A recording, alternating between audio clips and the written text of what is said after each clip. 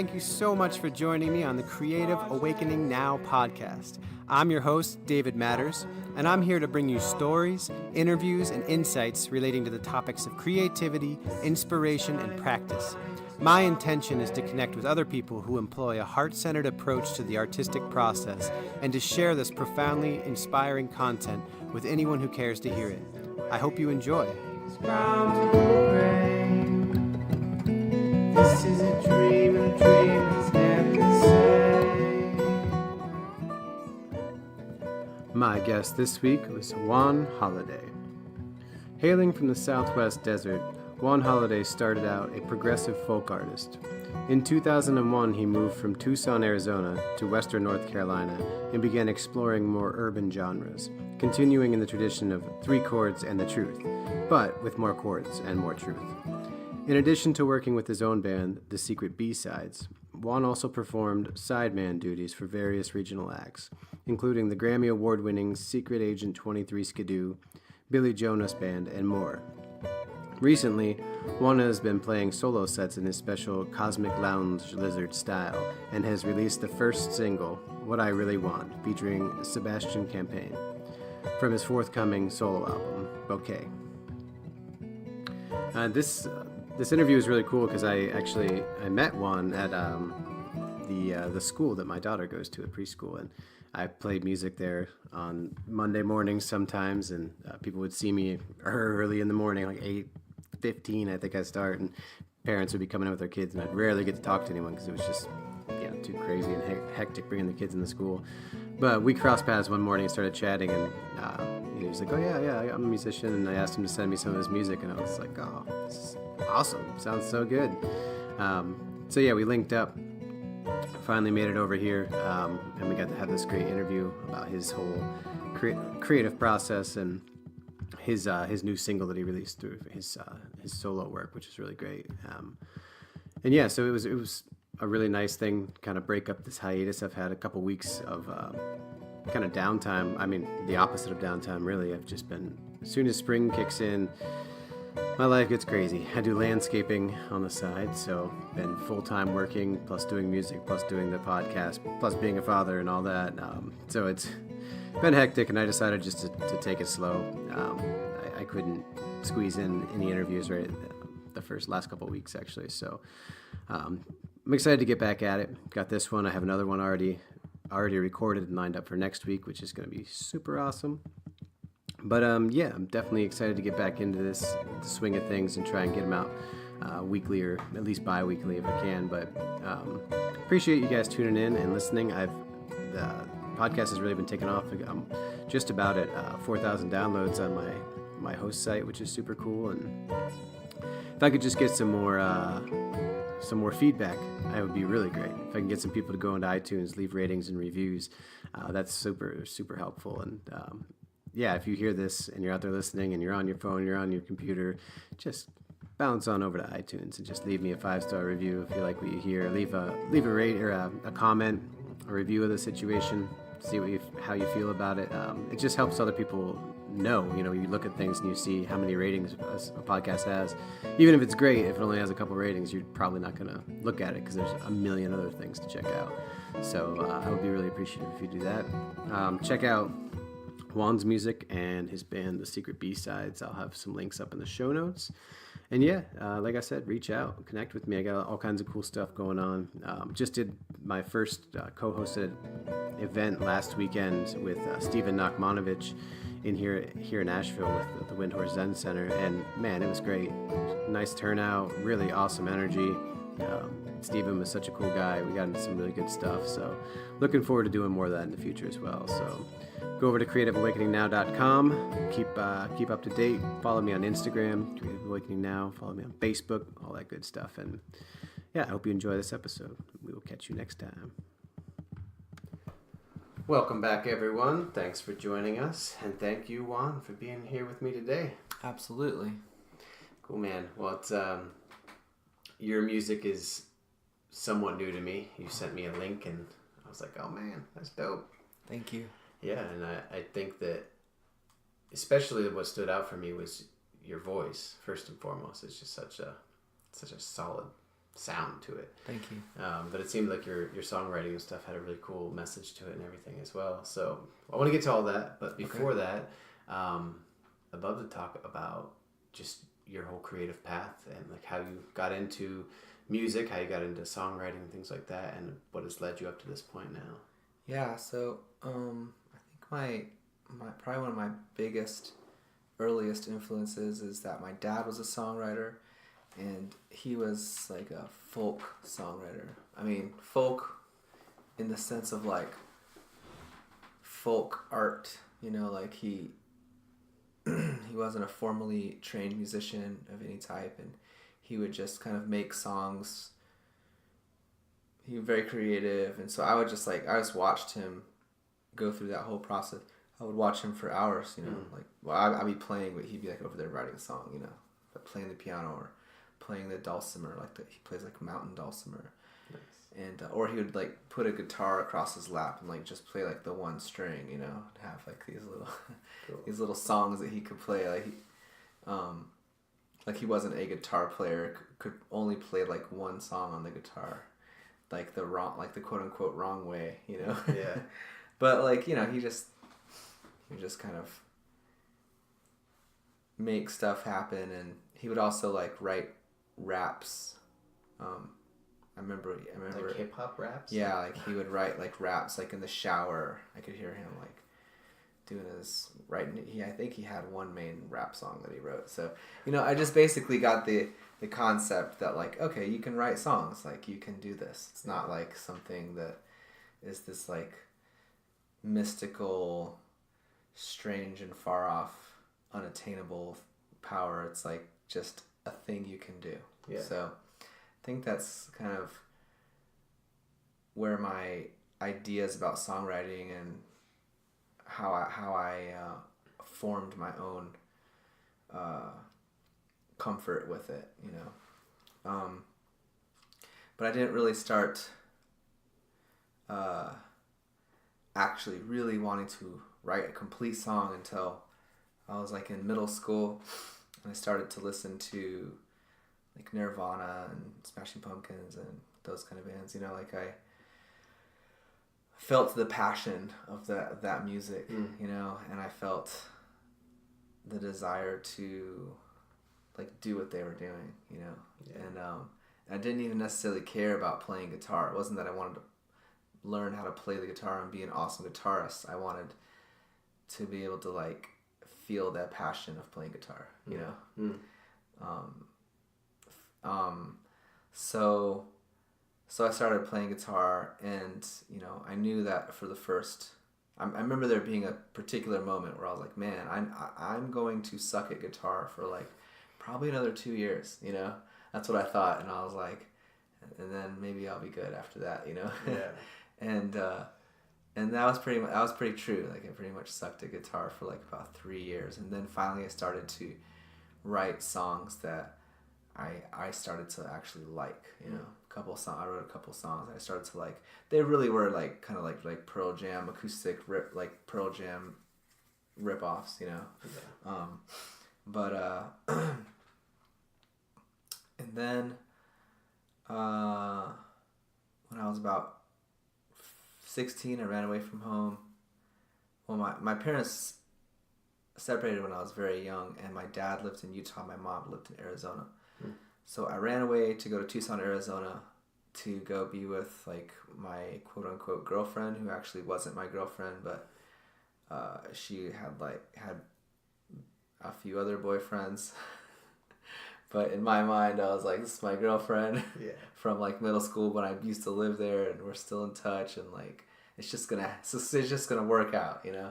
And I like ran away, and I hitchhiked down to Arizona, and my plan was to like go like get her, and then like get like a hippie van, and then like go to festivals, and that was gonna be my life, you know. Yeah.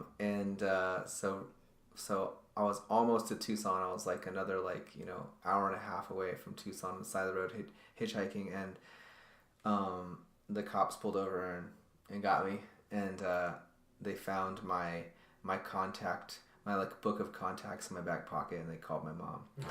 And my mom came pick me up. She was like really mad, but also kind of happy, you know. So then I lived with my mom and went to high school and stuff. And then I started to get really into like Christian songwriting, because I am a Christian. But at that time I was really, it was just a formative time of like a very pure hearted, like, I'm going to write songs about that, because I just hadn't ever really done that before, even though it was like an important part of my life. But I just thought, this is time for me to write songs that, that time of my life was like a time of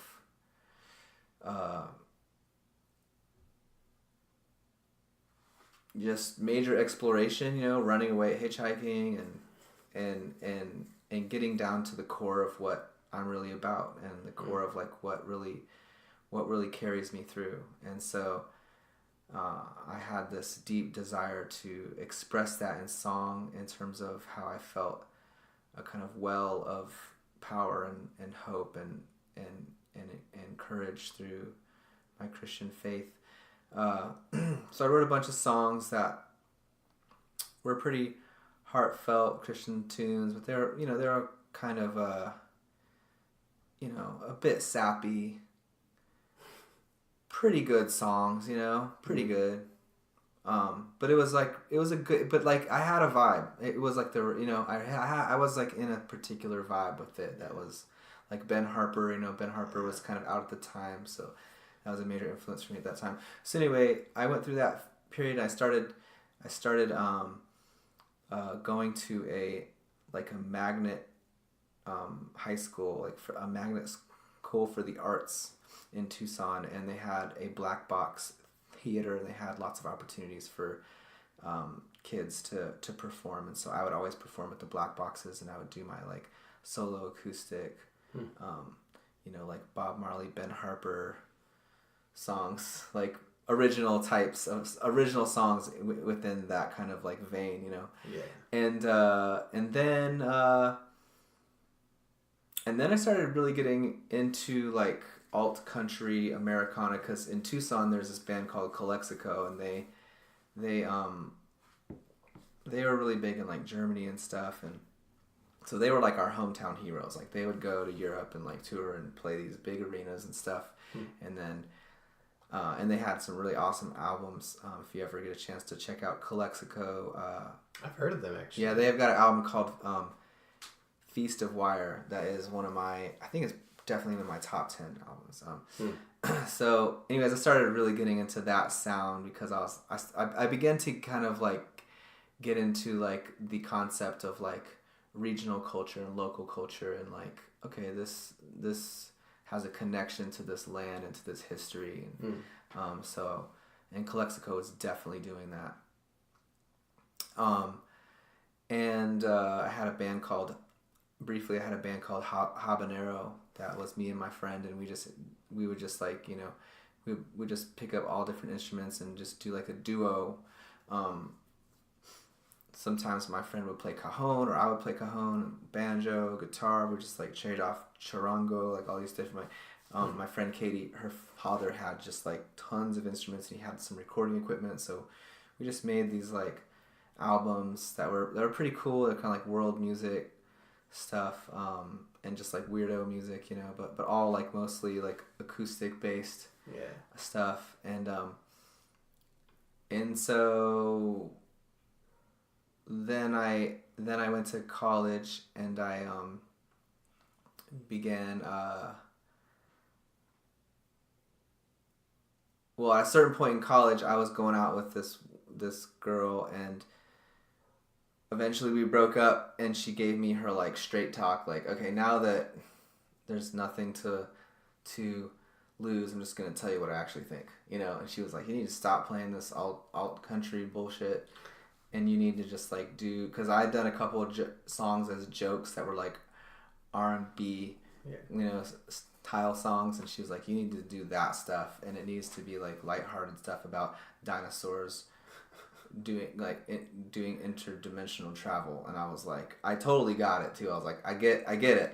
I totally get what you're saying. It totally makes sense, even though it was like From also absurd. Just being like, just like, because alt country and like a lot of that stuff can just be real heavy and like, but like ultimately you gotta ask you gotta ask yourself like, for what, for what? Like, it's good to get stuff out, I think, and put it in songs. I think all that stuff's beautiful, and I love to go back, but sometimes you gotta choose your mood, you gotta choose your music, and you gotta like choose to be happy.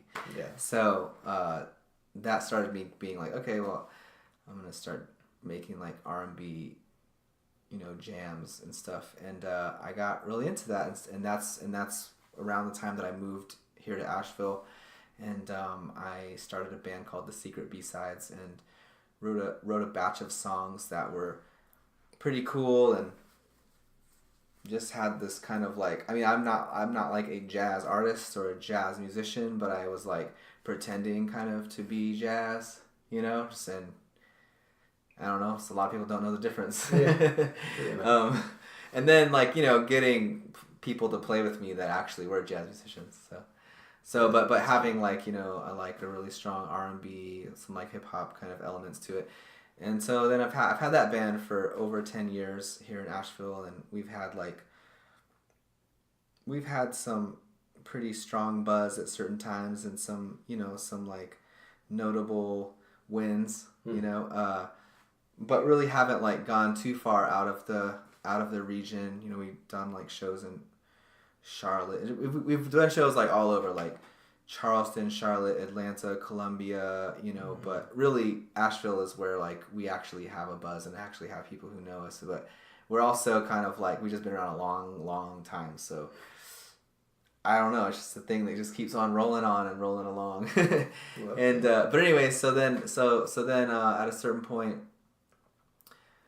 I started doing more like, well, my friend who was in the band Secret B-Sides, Jeff Canor, passed away a few summers ago, and he was our keyboard player and our like engineer. He owned this place called Collapsible Recording, which was in West Asheville, that closed. And so we'd done lots of work there at Collapsible on like back end time, and just got to like do like mad science without having to worry about the cost, so that's nice. That was cool, and we got to be very experimental and really like build up our compositions in the recording process. But when Jeff passed away, kind of made everybody realize how much they valued the music scene, and just kind of made the music scene that we're a part of like just appreciate each other more, and reach out to each other more, and collaborate more, and just be like, yo, why weren't we talking before? Like, you were friends with Jeff, I was friends with Jeff, but like we never hung out. Now Jeff's gone, and like, we need to be like, we're friends, we're like already friends, so a lot of that kind of happened, and from that, within that like movement of within the music community, I started making more like collaborations with other people, just be like, come over to my house and we'll like make a beat, and we'll like, and so I'll just do stuff, and then pretty soon I was like, wow, I actually have like a lot of material here to actually, I could do like a solo album. So that's what the song that I sent you the link is like the first song out of that whole batch that was finished. And so now I'm working on that solo album, trying to finish it. It's probably going to take me a long time. And then also want to do another Secret B-Sides album. And yeah, I'm just like better as a musician. I've grown, and it's definitely like I've had in my like, local band success, I've had also like a local band slump, because like it's like a small scene, a small town. It's a great scene. But really, Asheville really is a small city. It's very small. It's like 80,000 people. Asheville proper is like 80,000 or something like that. So it's not that. It's like, so like what to me was like climbing a mountain. Then I realized like, oh, like I'm on top of a hill. Yeah. And that's fine. I appreciate it. But then also like, it's just hard to like know what to do to get beyond that, you know? But so I've had my kind of like my lulls of like enthusiasm and kind of like, oh, maybe this doesn't matter at all. And then, you know, going up and down and all that. But then just continuing to do it because like as somebody told me recently that really rings true is that being a musician is not a career, it's a lifestyle. And I think that totally rings true for like most musicians. And I think that so I started playing like tons of like what I call lounge lizard gigs where I'm background music, just getting paid $100 or like $150 to like come for 2 hours and just like make some noise in the background while people eat dinner around you. Yeah, while people eat or whatever they're gonna do, and it's like no big deal. It's not like a very prestigious gig, but I've been doing, and over the past year and a half, I've been doing a lot of those gigs, and I've really learned to love them because it's like they're like some of the easiest gigs in terms of logistics. Like I don't have to be in charge of anyone. I just show up. People don't necessarily even care. I just show up. I go to my car. I know I'm like, okay, here's a plug it in, and then like I practice basically for a few hours, and it's like a paid practice. And there'll be even times where I'll come up with something new, and I'll just stop. I'll push record on my phone, and then I'll like play that thing again for a few more times, and then I'll push stop, and then I'll be like, okay, where were we? Yeah. Okay, here we were. And like nobody. I mean, I do it tactfully, but not that tactfully, you know. And it's great. I love it. And like I've actually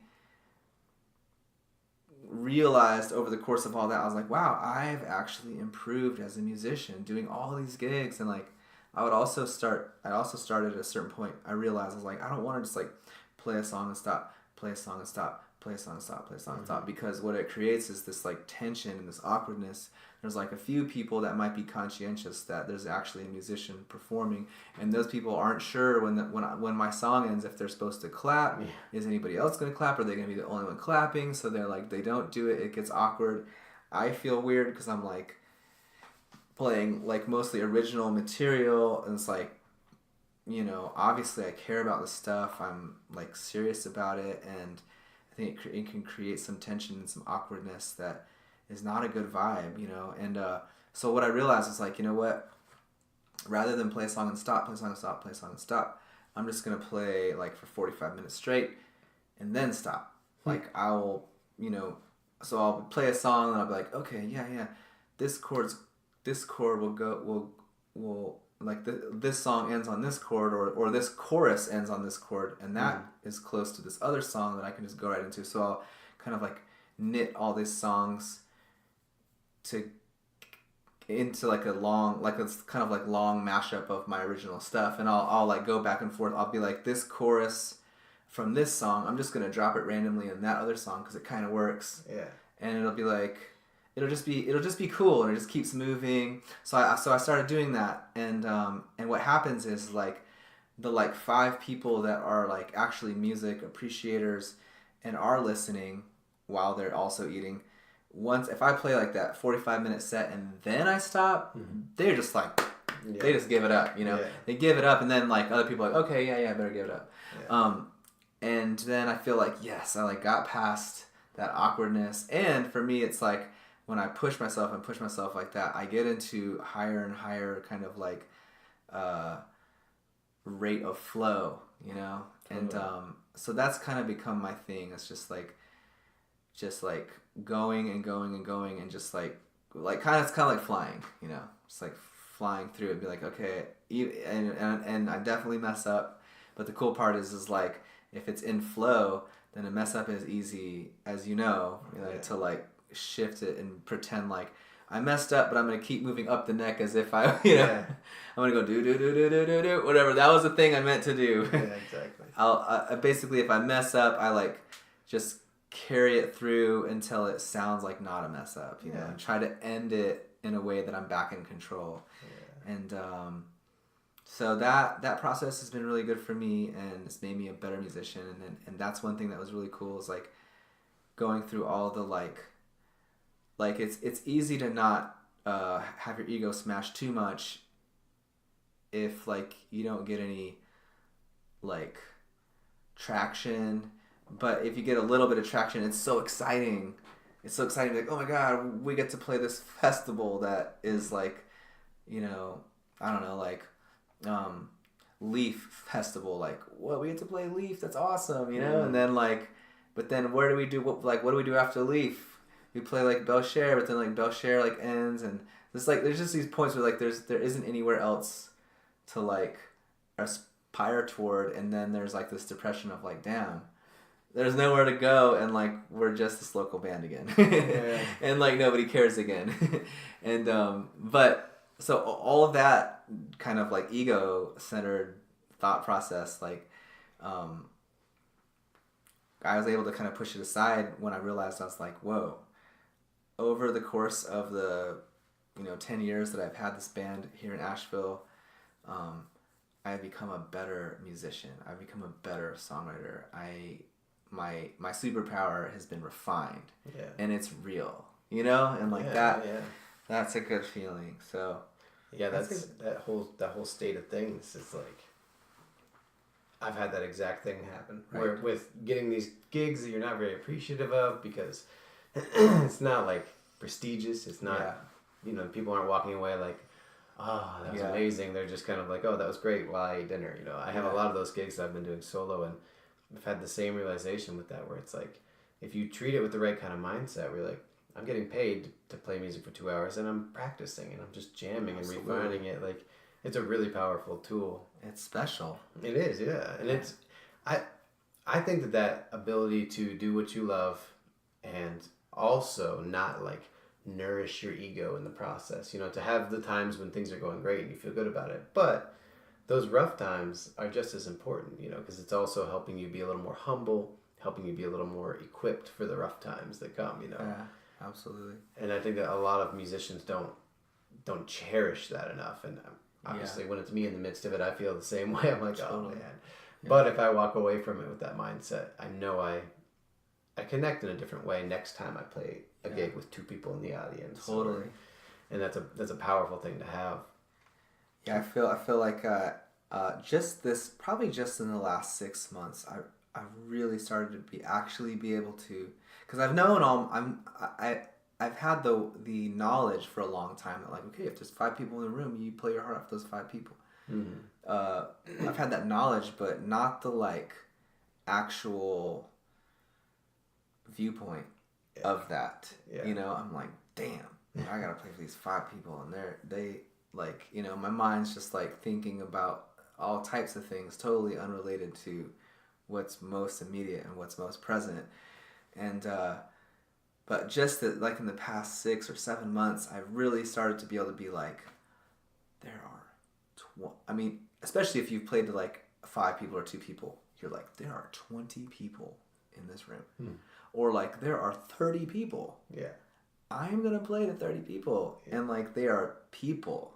Like each single one of them is like its own universe, like this is like important, and like, I've really been able to do that this past little time, and it just makes me feel like spiritual growth is so satisfying. And it's just like, it doesn't now I feel like,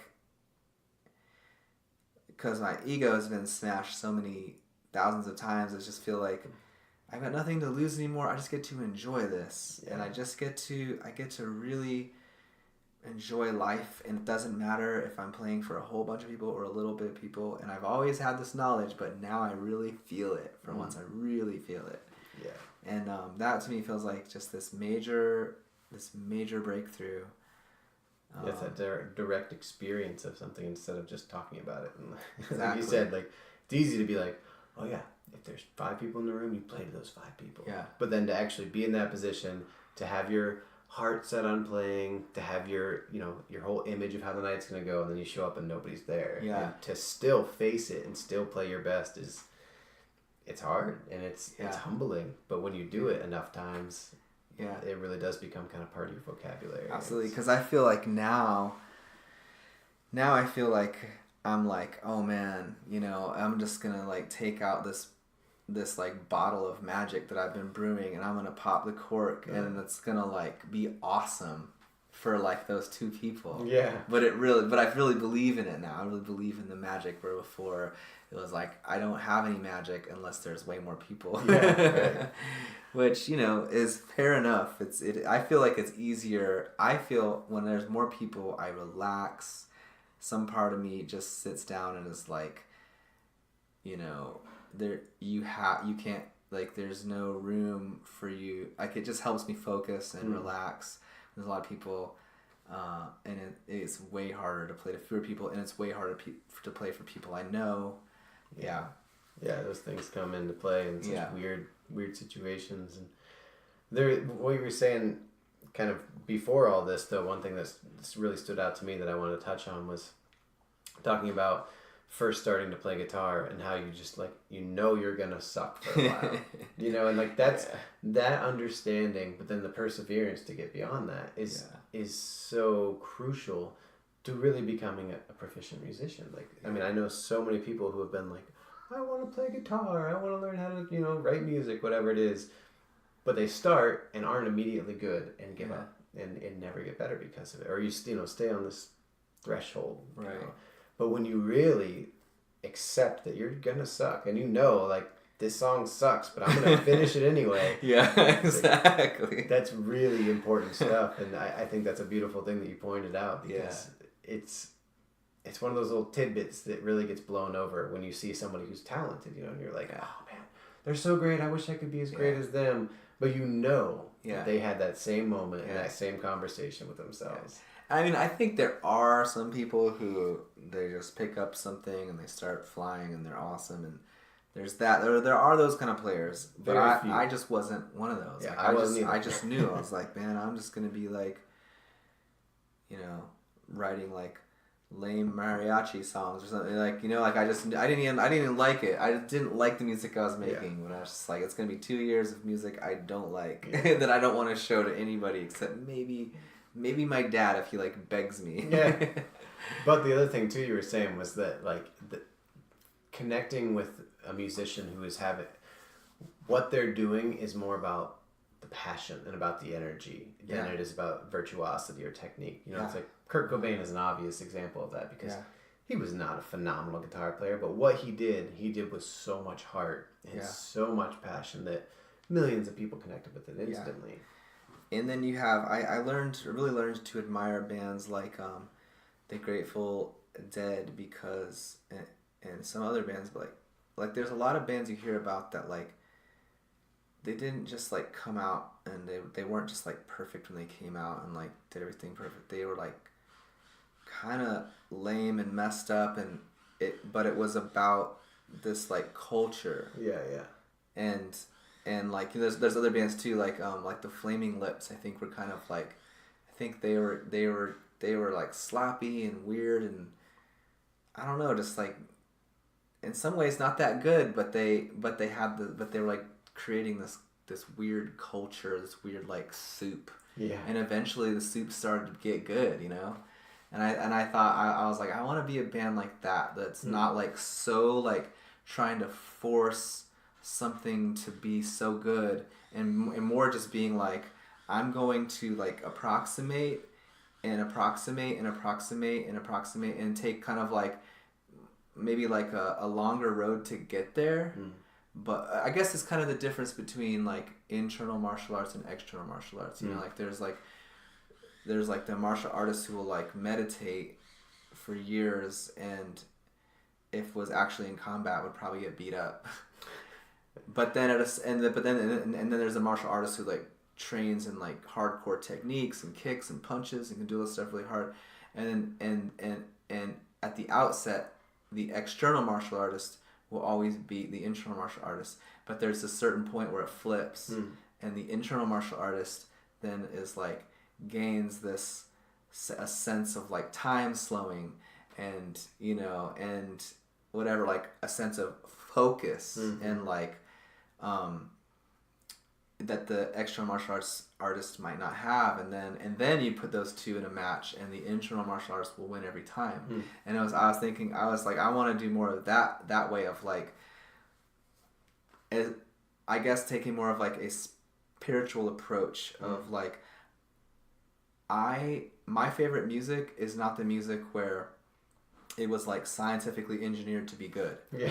My favorite music is where it was like, Jesus, take the guitar, you know, like, or whatever, like, you know, like invoke, we are connecting to like the mystical here. Yeah. And we're going to be in this space, and it's going to be bigger than us. And we're inviting like the bigger power. And so the bigger, like, you know, I read this book called The War of Art. I forget who it's by, but it was talking about how you basically, if you're going to be an artist, that in a sense you have to like viciously protect the practice, because life will want to like cover it over with weeds and like make us like, you're like, well, I should just give up, you know. But you have to basically wage war to do your art. And the last chapter was like, the guy was like, I don't care what you believe. He's like, personally, I believe in like Greek mythology. He's like, but you know, his advice was just like, open yourself up to bigger help. And I'm totally all about that with my music. And I feel like there's been times where it's like my band has kind of like had like an angel, some sort of angel that's like just makes the performance way more than the sum of its parts. And so then like my practice is like, can be like somewhat of a meditation. I'm just like constantly being like, you know, so that's been kind of like my approach to it, is like a more like creating a culture. It's okay if it's kind of sloppy around the edges. We're like long-term picture of creating something that has a vibe to it, you know? Yeah. Oh, that's huge. The vibe part of it. And then in the meantime, I'm like actually becoming a good guitar player, and you're actually practicing, have some chops, and becoming an external martial artist. Exactly, as well, and being able to do both. Well, I think that's what's so important, you know, like talking about, you know, inspiration versus technique, you know, like both are absolutely essential, you know, both are super important. You have to guard your practice, you have to put work into it, you have to play those shitty gigs, you have to sit up for hours and hours, you know, working on writing a new song or practicing scales, whatever your thing is, you know. But that's all well and good. You know, you can do all that and you can have this flawless technique, but very few people are going to connect with you until you connect the heart as well. Yeah. And the inspiration with it. And that's some of my favorite kind of music too, you know. It's like there's just something, there's got to be enough technique in there to keep me interested, obviously. And, you know, I don't want to hear you playing all sloppy, but it doesn't need to be this like crazy virtuosic like gymnastics on your instrument to pull me in. It's more of, where's that vibe at, where's that heart at, and if it connects on those levels, for me it's like, phew, that's gold, you know. And the technique is obviously important, and when I see somebody who's really got it down, like I've seen a handful of artists who have both equally, you know, only a handful, but I've seen them, and man, they, you know, it brings tears to my eyes when I see them. It's just like, it's that powerful. Like I love it when artists they'll be tasteful, and like they won't let you know necessarily right off the bat that like, I can play these scales like lightning fast. But but then like at a certain point I will play a little run, and it's like, whoa, that was actually like really cool. But they're not just like running all over you, you know. You lose it. You get desensitized to it. I get desensitized to it, exactly. Which the you know, depending on the music scene that you're in, it varies how that works out, you know, because I was really into the bluegrass music scene when I lived in Colorado. Very virtuosic. Yeah, well, and that's it. And I played banjo and guitar, and it was like my goal to be like this good, you know, like as good as the other people I saw. And sometimes there's bands out there that are so good at technique, so just flawless and playing all these notes and being crazy that after a while you just become desensitized to it, and it just becomes the baseline for the music, and then it takes so much more to like really touch you in that way. Sure. And it really, when the heart connects in that way, like there's certain like song, like way this person's singing, or just a bend of a note that's just right, like touches you in that way. But some poetry, or whatever it might be to and spice it up. meaning the words, Yeah, exactly. But then there's other scenes that don't have it so much, that are way less like technical, but it comes in its own way, and it swoops down and kind of picks you up. Yeah, I mean, I think in a sense you kind of like blues music oftentimes is like Jimi Hendrix. I think he said like whatever, easy to play but hard to like.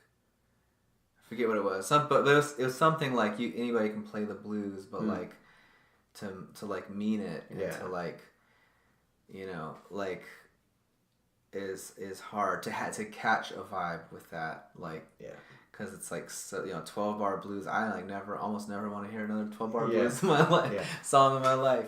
But I was gonna say, when you mentioned bluegrass, I was like, I thought you were gonna say, or I thought of like metal, like very really similar, fast metal. It was very similar, but like also like just like virtuosic, and it's rad. It's awesome, But metal is a great example of like also creating that vibe, because it can create these like this ominous, like heavy energy, but yet it's also virtuosic, like at all moments. Yeah, well, classical too. I mean, it's the same kind of thing. Yeah, totally.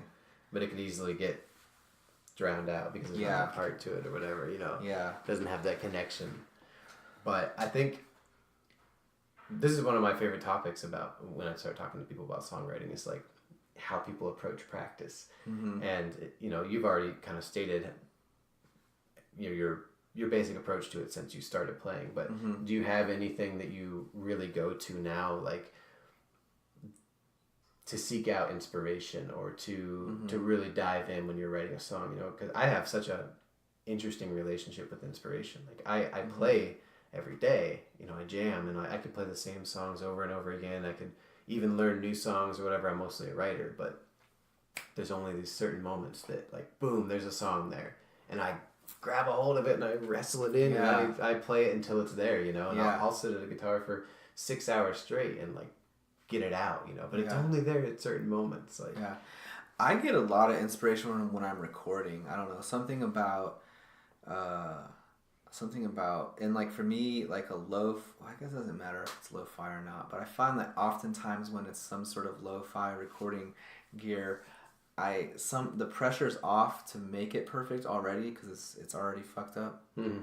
So because it's already fucked up, then I'm just gonna go after it. I'm just gonna like, I'm in the vibe already, because like I don't know how to explain it, but it's like, like if it's already messed up and I don't gotta worry about doing something perfect, then I'm just like, okay, I'm going purely for vibe.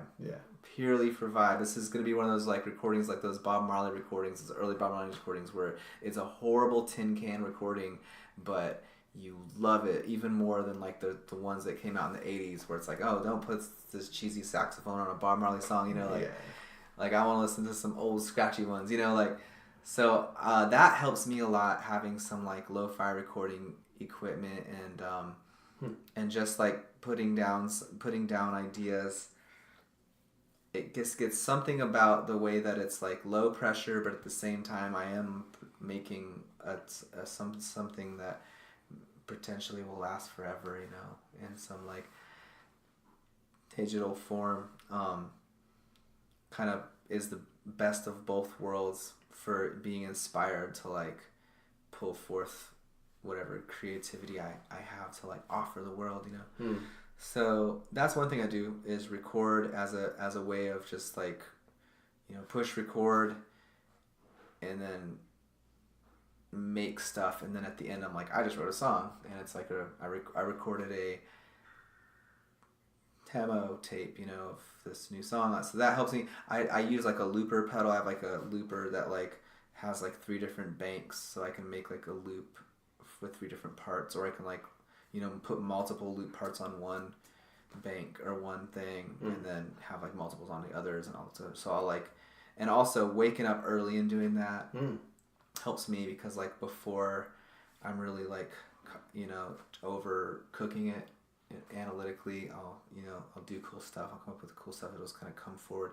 And then also every once in a while I will have a dream about a song, and I'll like, you know, as I'm waking up, I'm like, oh man, I know this is like, it's fleeting, and but mostly most of the inspiration that I get, and most of the songs that like I come up with and think of, like, I don't write them down and I lose them. Like, a lot of them, a lot of stuff, I lose that. Yeah, I mean, so I'm trying to get better about just being like, when I have an inspiration, just like making a memo on my phone or something. I was gonna say, thank God for iPhones. I know. I'm the same way. I have probably like 75 videos of like 30-second clips of me just playing a lick or something, or you know, it's having it at your fingertips at all times. Like, oh, there it is. Yeah. Then the only problem is then you've got like these like miles of like audio recordings and stuff that you're like, when are you gonna take a week off to like to go back and sift through them? But they're there. Yeah, I mean, no, because every once in a while you're like, that one thing though, that was the jam, and I'm gonna sit here for like half an hour and I'm gonna find it in these notes, right. and be all like sad that I like the other day I was looking for something, I was like, dang it, I didn't get it, and then I found it. I was like, oh, I did get it. Of course I did. Yeah. You know, I was feeling sad because I was like, that was really good. Like, I was feeling so sad and I found it. Another thing I do that's really inspiring for me is I write a lot when I'm driving. Like, so that's like what's really awesome about getting like beats and stuff, is I will write to them. Like this current album that I'm working on is like beat based, you know, like sample based mostly. And it's like there's like 9 different producers that I've kind of like worked with over the years to get all these different tracks. And so just playing them in the car, and just like when I'm driving, I'm in like kind of a flow mind state, and I love driving, and like I don't know, I just kind of, I can get kind of swaggery, you know. And it's awesome. And then you know, trying to not crash while I also record the new idea, or pull over and do it. Gives an element of excitement. Yeah, but that, I think those are my main things. Yeah, like, you know, recording on my little 8-track, making up songs while I drive, doing stuff early in the morning, and then also I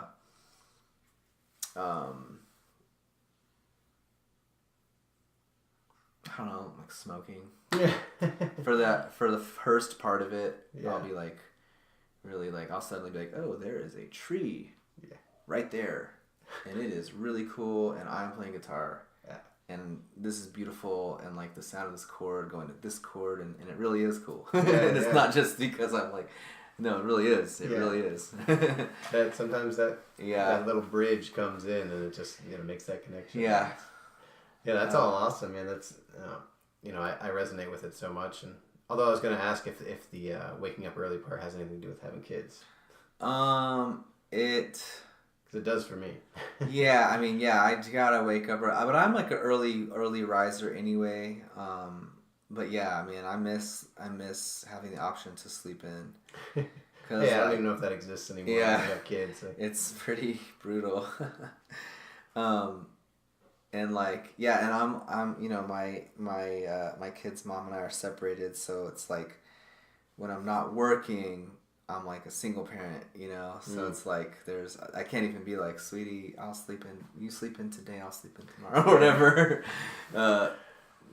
You know, so it's just, but no, it's not about kids that makes me do that. Like I used to wake up early anyway, and I've definitely noticed there's sometimes, like, especially when I have my looper, and I would just be like, wake up and be like, I'm gonna make some music before I go to work, and I'm gonna make music before I take a shower or do anything. Like, I'm just gonna roll out of bed and just like start like putting stuff down I'm just kind of like drunk with like sleep, you know, and I'm not quite like, I'm making, so the stuff that I make is just, it's vibey, it's relaxed, it's like, you know, it's effortlessly creative, and yeah, I like those little moments. And then and also I think what happens a lot is like we like doubt our creativity and our creation, like a little too early, a little too, you know, we can get into that pattern of just being like, you know, you make something, you know, I guess it's no big deal, it's nothing, but really it is really cool. You know, it is a cool idea. And if you approach it from that viewpoint of like, there is something here, then you can push it out a little bit. And a lot of things that are amazing are like subtly amazing. And it's the subtlety of that like you learn to appreciate, you know, and because like that's how I've come to like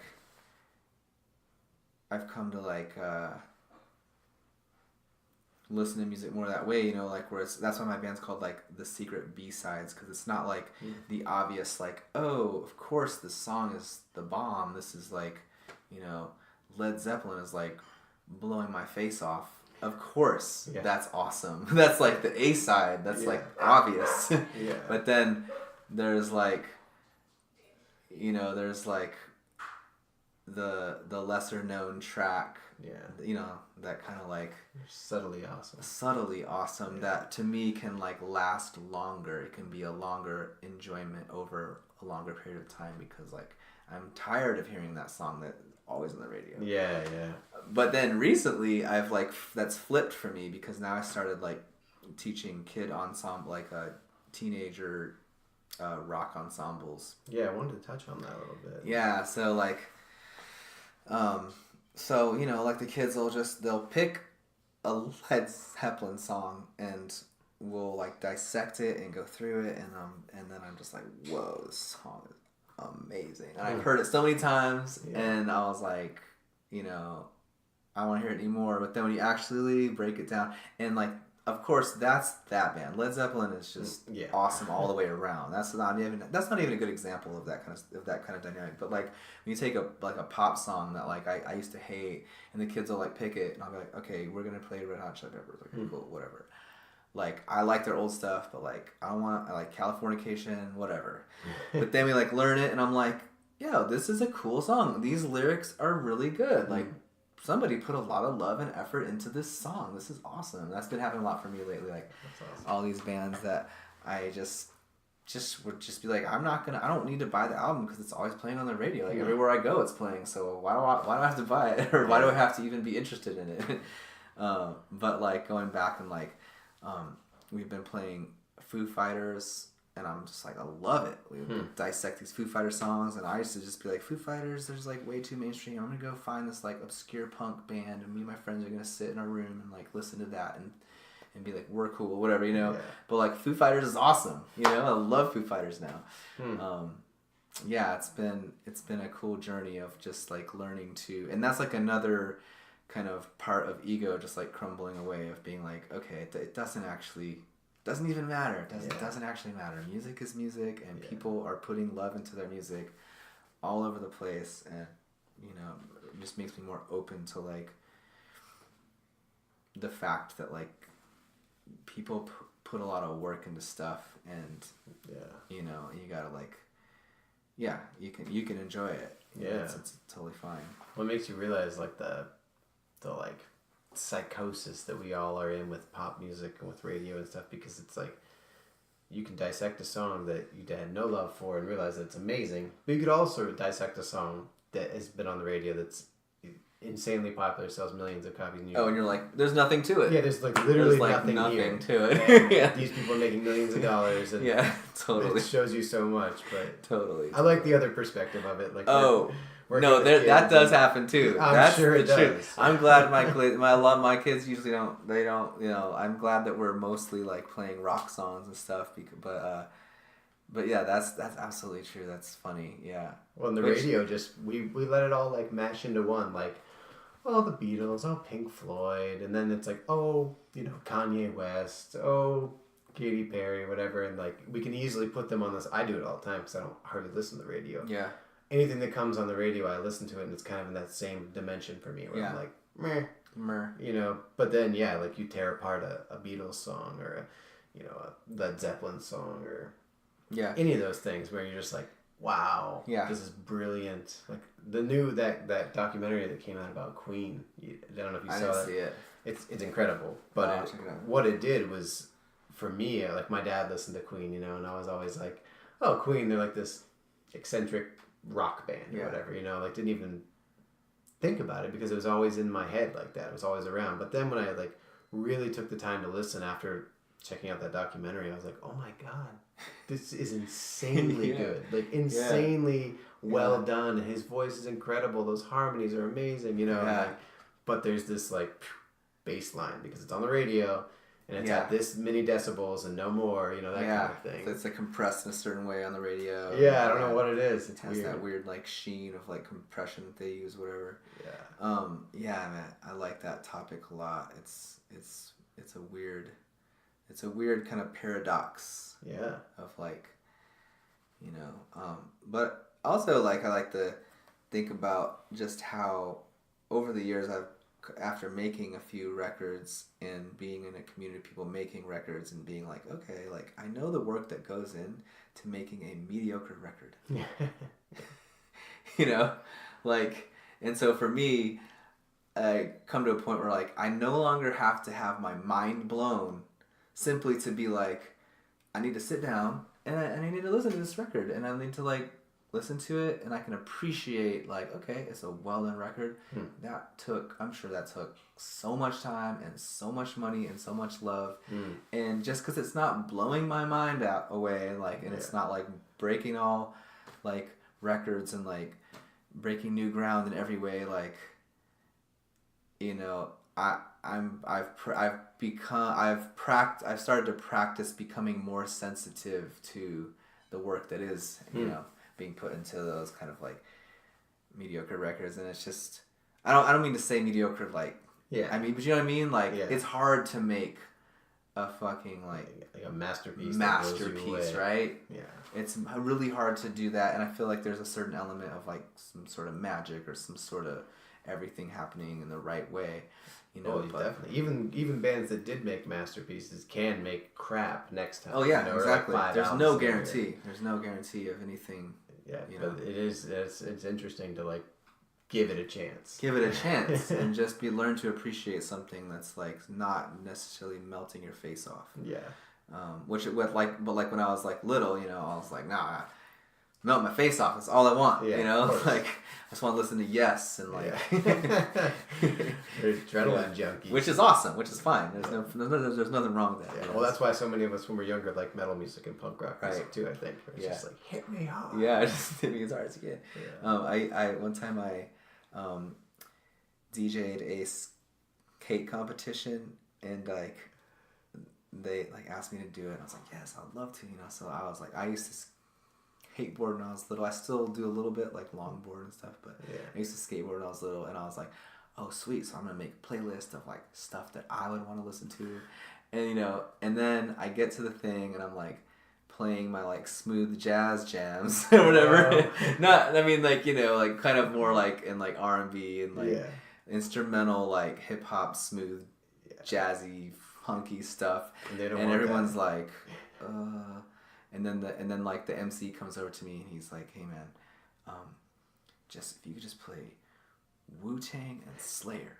Slayer, Wu-Tang, Wu-Tang, Slayer. I was like, all we want. And I was like, all right. So I like, got some stuff off the web. Right. And as soon as I pushed play on that Slayer though, like the whole energy, the guy was like, oh yeah, and it was like, the energy everyone started like going at it harder, and I was like, okay, I totally get it. I totally get it. Like, well, when you're risking, your flesh and your bones, and you're like pushing and sweating, and like, that kind of energy is suitable for that kind of music. Yeah, and it's a competition. Like in my mind, I was like, oh yeah, like if I'm like by myself at like on like a college campus, like with my headphones on, like, getting in the groove, cruising, doing a little grinding a little ledge, but I'm like in my zone. It's like that's not what this is. It's a skateboard competition. Yeah. That was funny. That's an interesting perspective to put it into, where it's like, the energy changes and depending on what you're doing. And like, I used to play metal music and punk rock music when I was a kid. That was like, my first introduction to like really being a musician, and everything that surrounds that music is intense. Mm-hmm. Hormones and like kids fighting and like hooking up and all these different kind of things, and like even the live show experience, and you couldn't just like play to a restaurant. Yeah, no music, like, or just some like house show where people are hanging out. No, like, nope, wrong kind of thing. Yeah. Well, we've been going for a while, man, and I want to be respectful of your time, and I usually, when I start getting to the end of these things, I like to kind of wrap it up by asking more or less the same question. Okay. It's cool because we touched on a lot, but you also like got to get deep into stories and stuff, which I really appreciate about things. And I don't even feel like we necessarily had a direction, like, oh, let's talk about this thing. Sure. And I always like that. But if we, I like to see if somebody can offer any kind of nugget of wisdom. Like if somebody's looking at you, one of your kids at your music school or whatever's looking at you, and they're like, oh, look, this musician, this inspired individual. Like, could you offer them a little nugget of wisdom that could kind of, help them reach that area, or maybe at least open up to it a little more? Like as a musician? Yeah, or, in general? Whatever, yeah. I think the one of the greatest things that music and life in general, but like definitely music has taught me in a very like technical and applicable way is the power of slowing down. The power of like playing something, doing something until you reach a level of incompetence, and then being like, rather than being like, oh, I gotta try harder and I gotta get this, and no, but like take it down one notch and try it again, and then when you get it, take it down another notch and do it again, and take it down another notch and do it again, and take it down like 5 more notches until it's just this nauseatingly slow thing. And then once you've done that perfectly, then you can play it fast.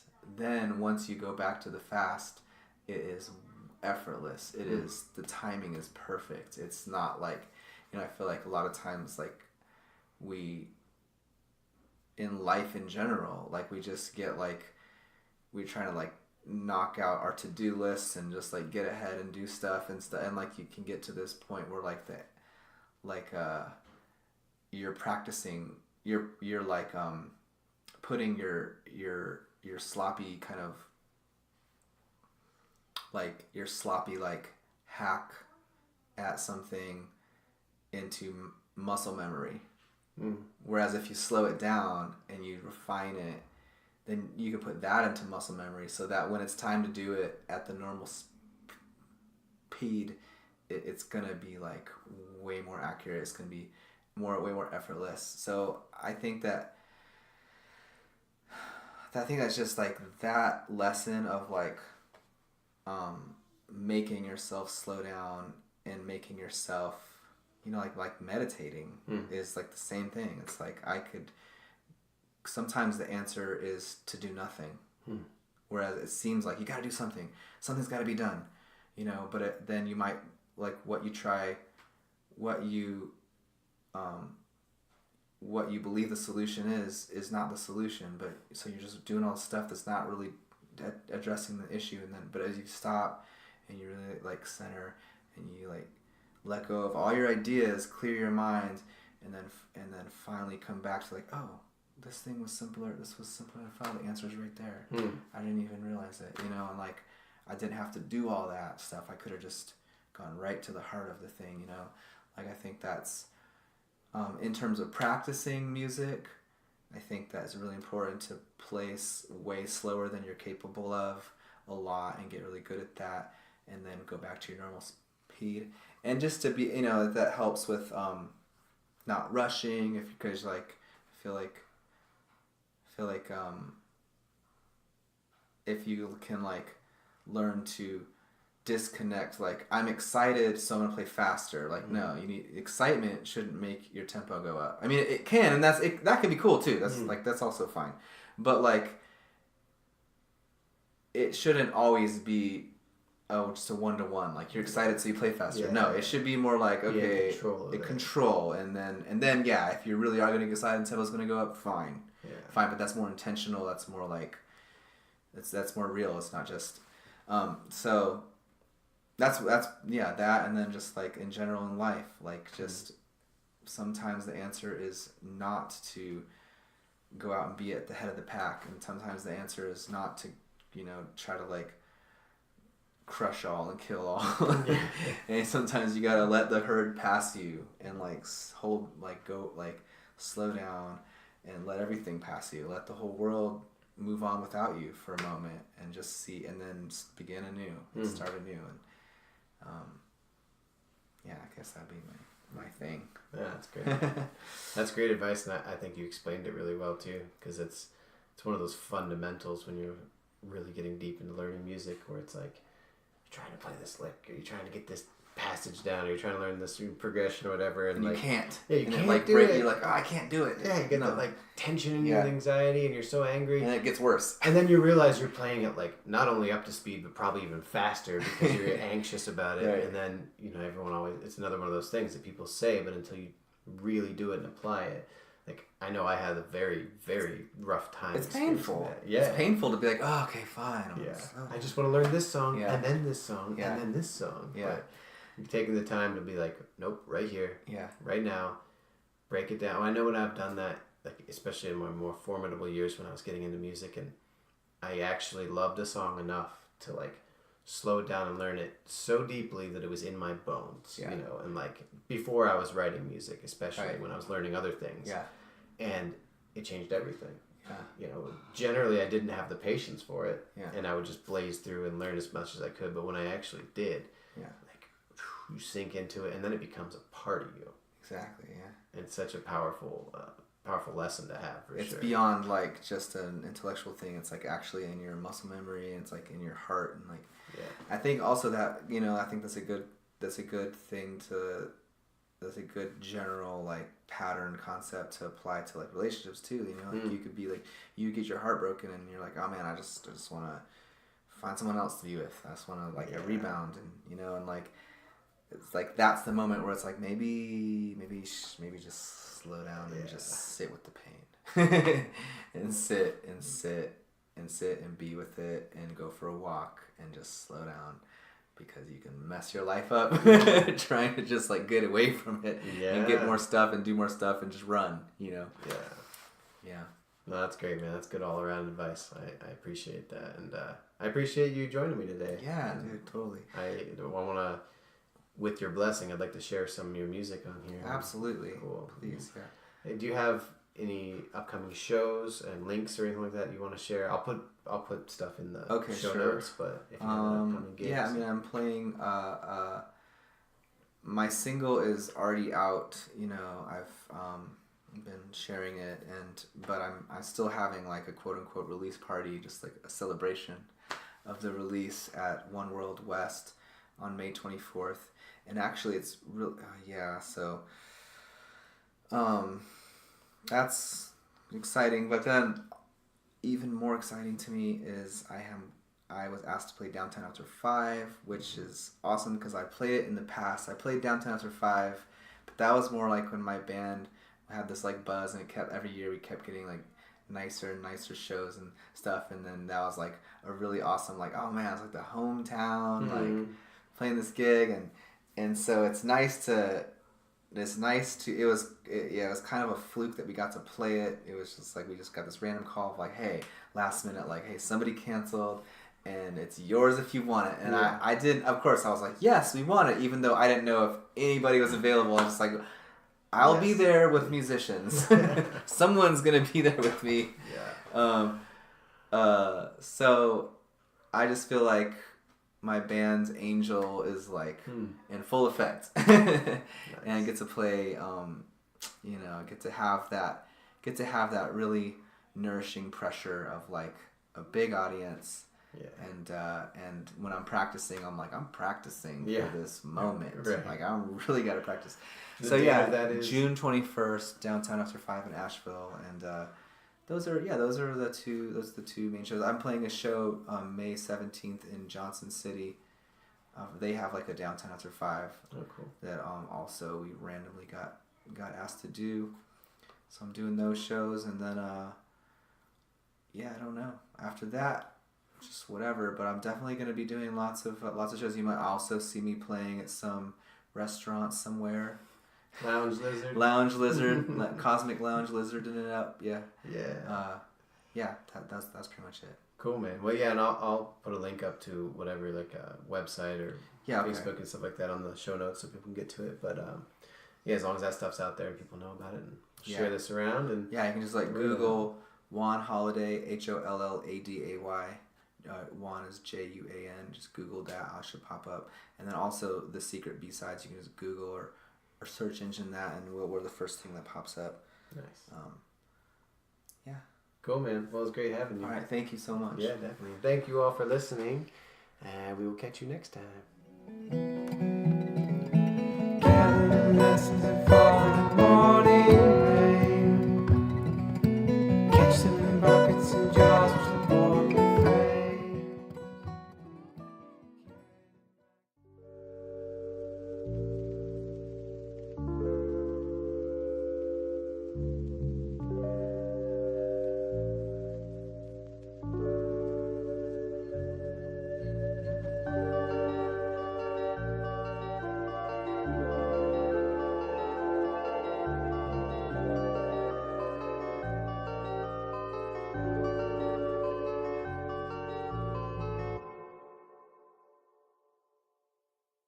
I wonder why the sun shines at night while I sleep tight in my cocoon, in my room with the lights out. Oh, I figured out what my dreams are telling me. What my dreams are telling me. Ooh, there's nothing wrong alone next to you. Oh, what I really want to feel is life. See all the sights and close my eyes and go there. I really want to feel this life. See all the sights and close my eyes and go there.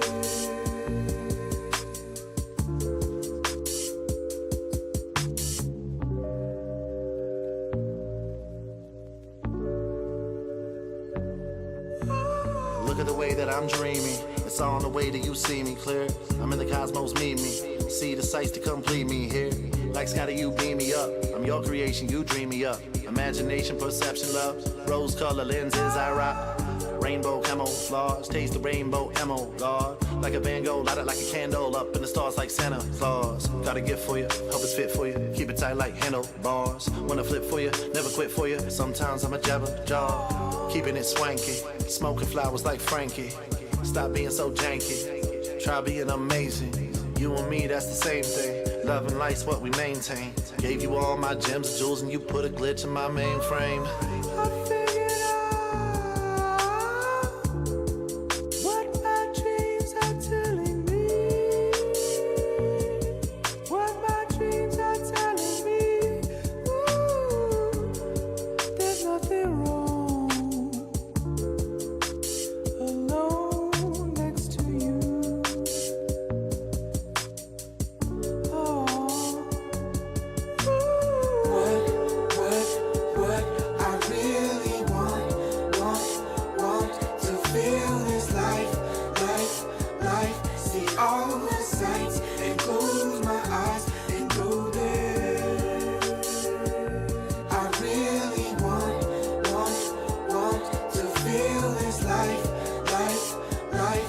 all the sights and close my eyes and go there. I really want to feel this life. See all